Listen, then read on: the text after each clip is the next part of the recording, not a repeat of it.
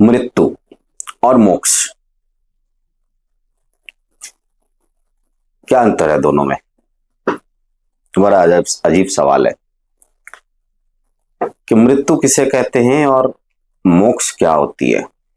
क्या वाकई में मोक्ष मिलती है किसी को, या फिर मृत्यु को ही हम मोक्ष समझ लेते हैं?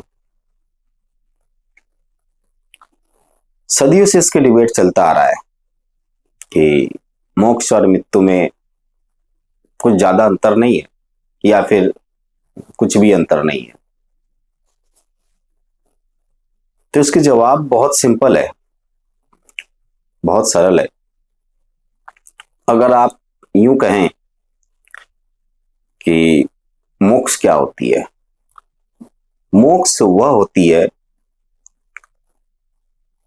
जब हमारी इच्छाएं खत्म हो जाए, हमारी सभी इच्छाएं खत्म हो जाए, हमारी कर्म खत्म हो जाए, कर्म शेष कुछ बचती नहीं है और इच्छाएं भी कुछ होती नहीं है, रहती नहीं है शेष इच्छाएं, तो हमें मोक्ष की प्राप्त होती है। लेकिन उस टाइम शरीर हमारा साथ रहता है और बहुत सारे साधकों को हमने देखा कि वे शरीर छोड़ देते हैं, तो वो उनकी इच्छा मृत्यु होती है।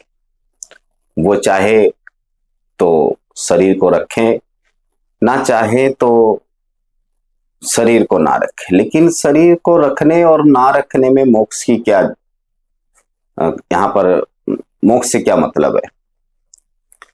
देखिए, शरीर इसलिए हमें मिलता है कि हम अपने कर्मों को पूरा करें। जब हमें यह पता चलता है कि मोक्ष मिल गई, मतलब हमारी कर्म खत्म हो गई, तो हम शरीर छोड़ देते हैं। शरीर और मैं, ये दो अलग चीजें होती है। मैं हमेशा से बताते आ रहा हूं कि शरीर का और मन का सदियों से डिबेट चलता आ रहा है, लेकिन एक दूसरे के बिना भी अधूरा है। हमें शरीर प्राप्त तब होती है जब हमें कुछ कर्म करने की जरूरत होती है या फिर हमारे कुछ कर्म शेष रह जाते हैं। तो जब शरीर होती है तो उसमें इच्छाएं भी होती है, उसकी जरूरत भी होती है। लेकिन अगर शरीर नहीं है तो उसकी कोई इच्छाएं भी नहीं है, उसकी जरूरत भी नहीं है। जब जरूरत नहीं है तो इच्छाएं भी नहीं होती। इसी तरह अगर आपके कर्म बाकी है, आपकी इच्छाएं शेष रह गई है और आपके शरीर छोड़ दिया, तो वे मृत्यु होती है। इस मृत्यु और मोक्ष के कशमकश के बीच बहुत सारी चीज होती है। हालांकि मोक्ष पाना या मोक्ष की उम्मीद करना, ये भी एक इच्छा है।